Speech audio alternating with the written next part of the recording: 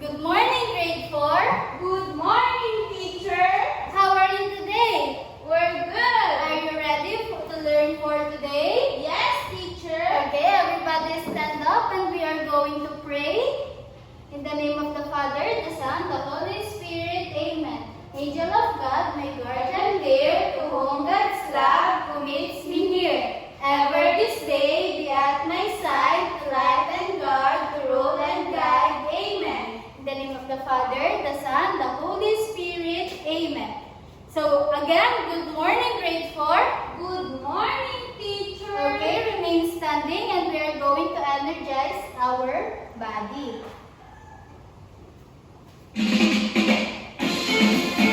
Everybody dance.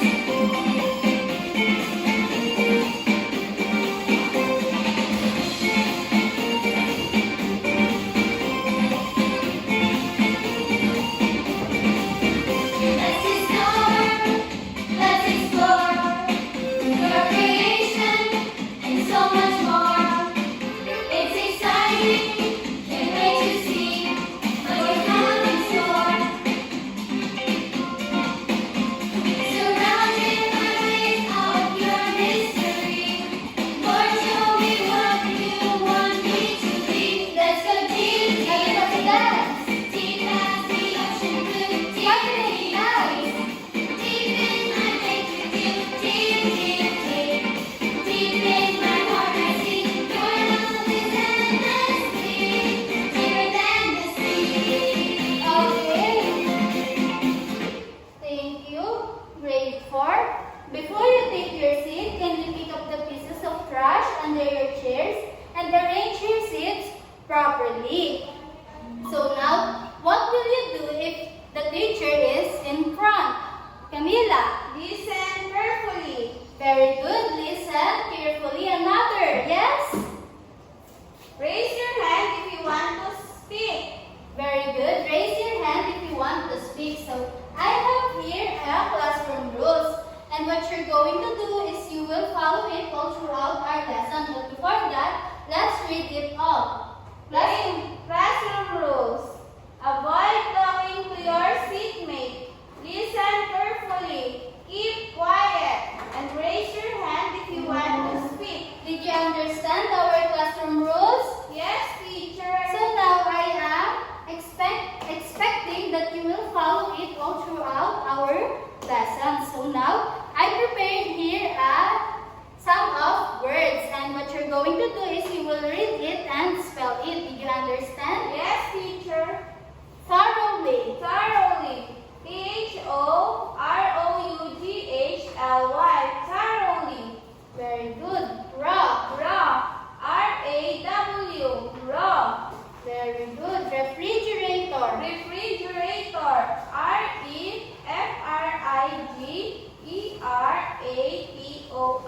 Refrigerator. Very good. Stomachache. Stomachache. Stomachache. Stomachache. Very good. Utensils. Utensils. Utensils. Utensils. Very good. So, read all together. Thoroughly. Wrong. Refrigerator. Stomachache. Utensils. Okay, very good. So, these words is somewhat related to our topic later. So, but before that, I prepared here an activity, and what you're going to do, you will answer it to really know if you really understand our lesson yesterday. So, will you please read the directions? Directions. Raise blue circle if the picture shows clean food, and green circle if it's not. So, did you understand the directions? Yes, teacher. So, what will you do if the picture shows clean food? Raise blue circle. And if not, Raise green circle. okay, did you understand? Yes, teacher. So now let's answer the first picture. So I will count 1 to 3, then you will raise your circles. So what is the answer in number 1? 1, 2, 3. Camila, what is your answer? Green circle, teacher. Okay, very here in front and click. Very good. The picture shows not clean food. Camila, can you read this? The picture shows not clean food. Okay, very good. So, what is in the second picture? 1, 2, 3. Okay, very good. Camila, can you come here in front and click your answer in our laptop? Blue circle. Let's see if your answer is correct.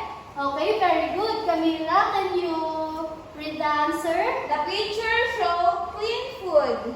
Very good. The picture shows clean food. So, in the third picture, what is in the third picture? Bread, teacher. Okay, very good. So, 1, 2, 3. Raise your circles. So, what is your answer, Camila? Blue Can you come here in circle, front? teacher. Okay, very good. Can you read your answer? The picture shows clean food. Okay, very good.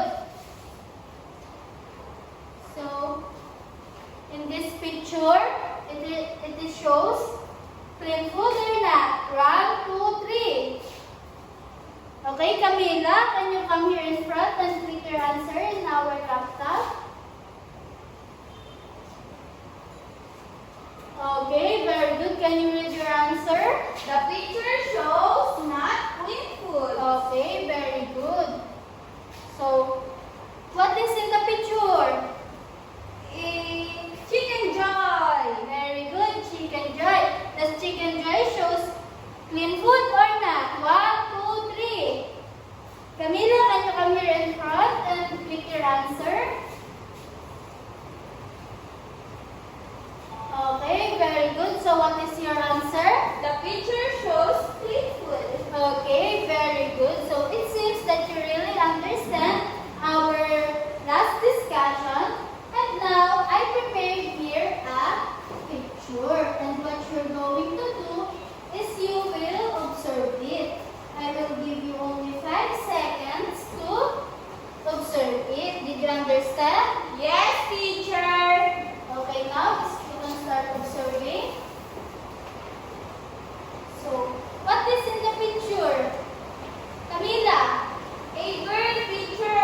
Okay, very good. A girl. What else? A food, teacher. Okay, there is also a food or a cheese. So, is the girl happy? No, teacher. Okay, no, the girl is not happy. So, why do you think she is sad? Yes. Because she has a stomach ache. Okay, she has a stomach ache. So, why do you think she has a stomach ache? Yes? Because she eats a lot of cheese. Okay, because she eats lots of cheese. So,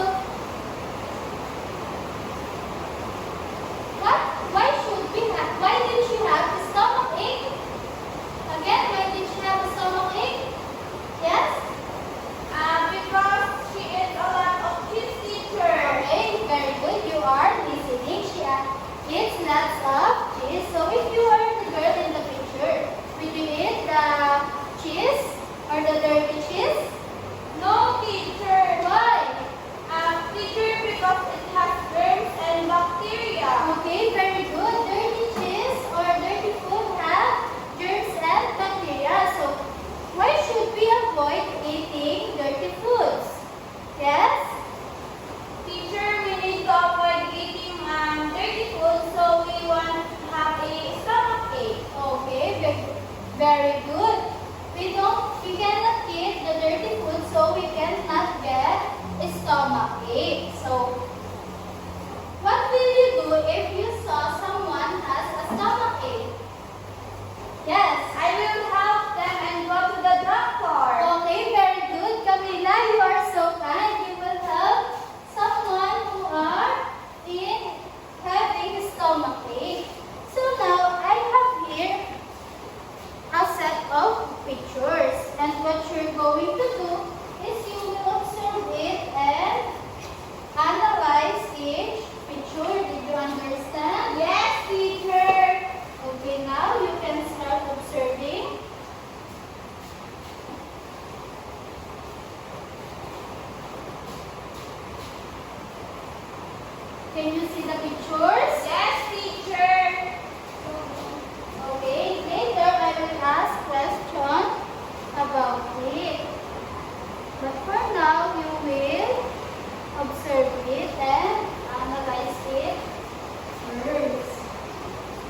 And later on, I will ask you a question.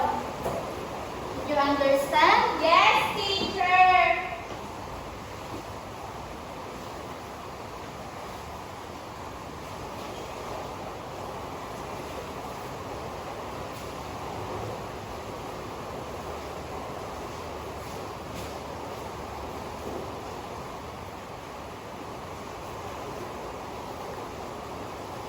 I have here lots of pictures.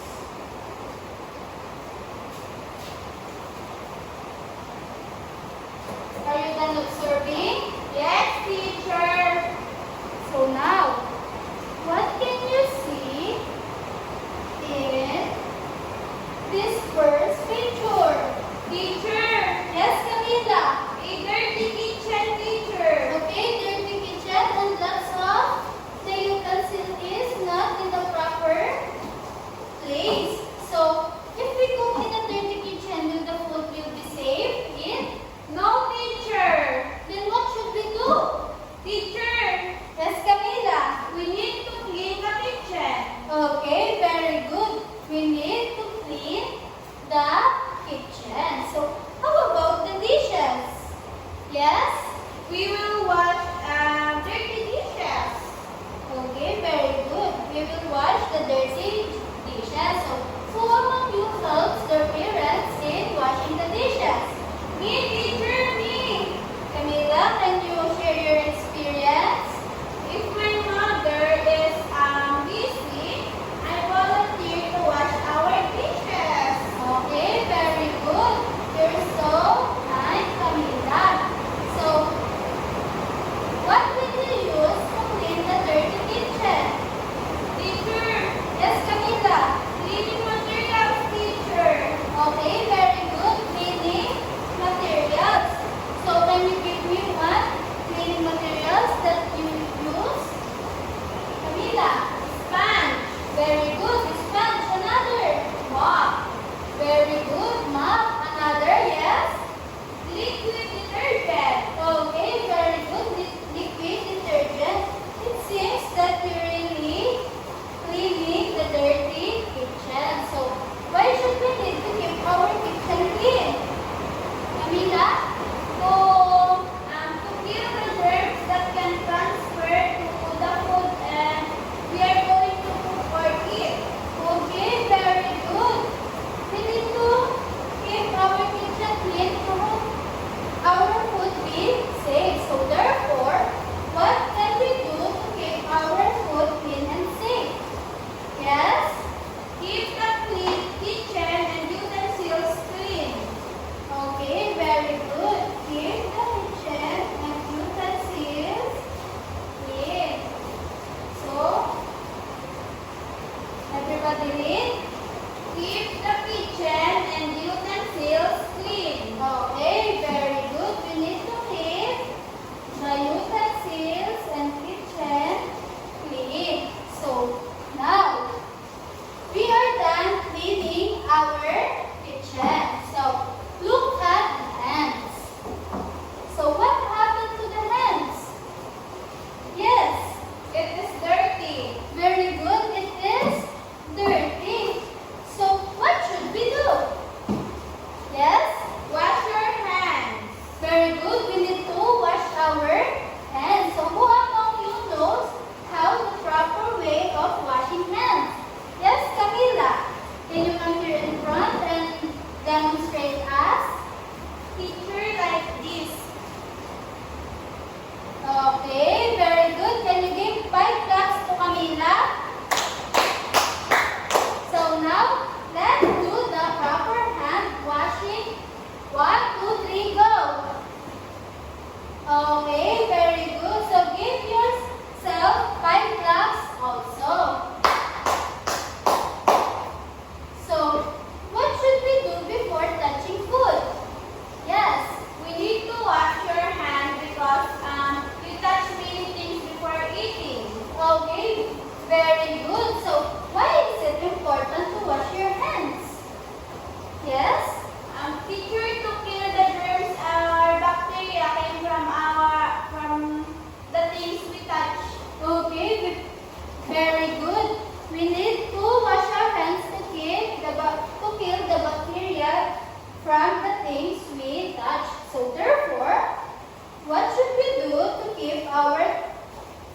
safe and clean. Yes?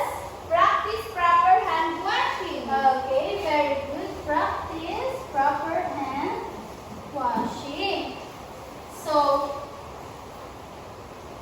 now, everybody read. Practice proper hand washing. Okay, practice proper hand washing. So now, in short, we give you a clue. And easy to remember, we can say it clean. Everybody, clean. Okay, very good. So I will put here in our pocket chart. So clean. Clean. Okay, very good. For you to easily understand our lesson. So now, let's take a look in the third picture. So, what can you see? A lot of vegetables, meat, and fruits. Very good. Lots of vegetables, meat, and fruits. So now, let us store them. Can you help me to store the foods? Can you help me? No, teacher. Can you help me? Yes, teacher. Again, can you help me?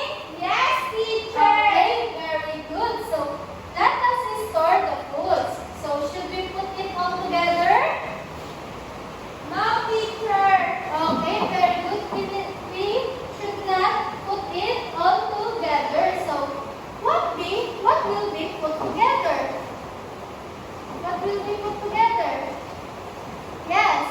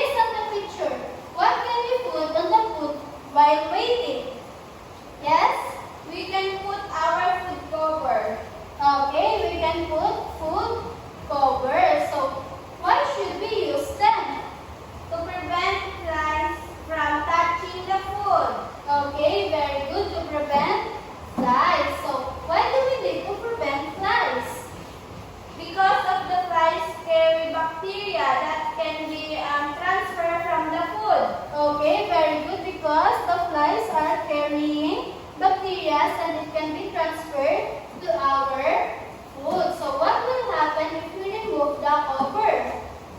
When the flies go to the food and it's no longer safe to eat, teacher. Okay, very good. If the flies reach the foods, it is no longer safe to eat because the flies is very dirty. So, therefore, what will you do if to keep our food safe and clean? Keep the food safe by using food cover, teacher. Okay, very good. We can keep the food safe and clean by using food cover. Can you read all together? Keep the food safe by using food cover. Okay, very good. Again, what is our third picture? How can we keep our food safe and clean? We should separate raw, cooked, and ready to cook food from each other. Okay, very good. In short, to give you a clue in this, and easy to remember, we can say it as Clean or and clean and separate. okay, very good. Clean and separate.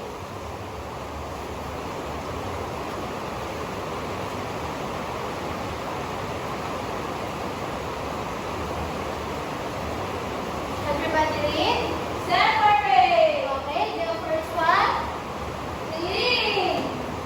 Separate. Okay, very good. So now let's take a look at the third picture. What is the girl holding? What is the girl holding? Yes, Camila. A meat, teacher. Is it a meat? Can you come here in front and look at the A pizza, Okay, teacher. very good. It is a pizza. So, after eating our foods and there is a leftover. So, what should we do? What should we do? We can. What should we do? Teacher. Yes. We can put it in a refrigerator, teacher. Okay, very good. We can put it in the refrigerator. So now, if we don't have refrigerator, can we throw it away? No, teacher. Why? We can give to other people who have nothing to eat. Okay, very good. We can give it to the other people who have nothing to eat. So, therefore, how can we keep our food safe and clean?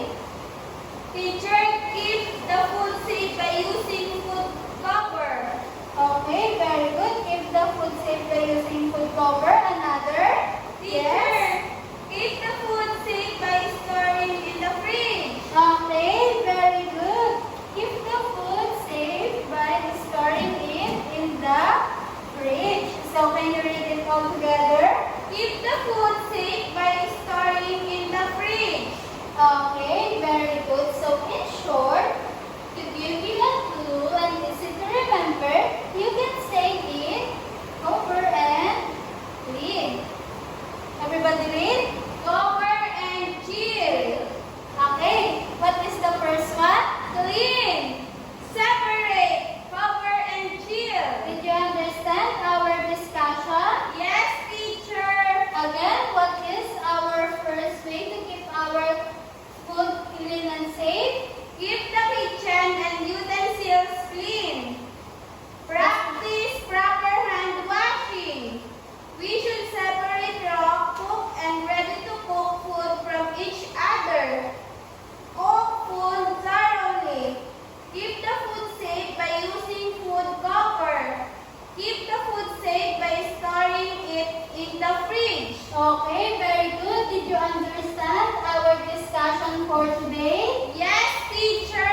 So now, how can we keep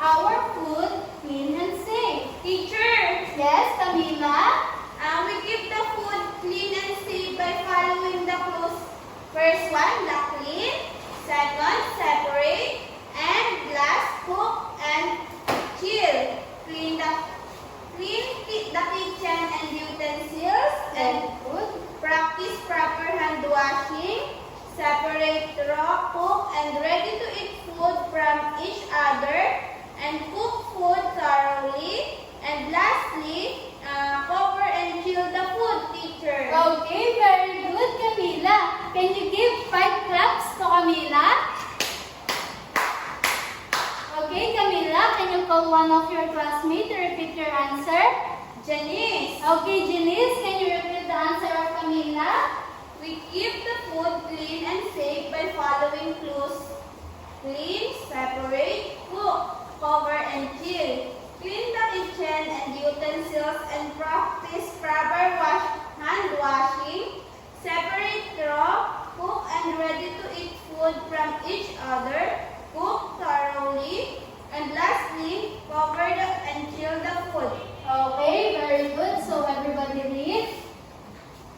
We keep the food clean and safe by following the rules. Clean, separate, cook, cover, and chill. Clean the kitchen and utensils and practice proper hand washing. Separate raw, cook, and ready to eat food from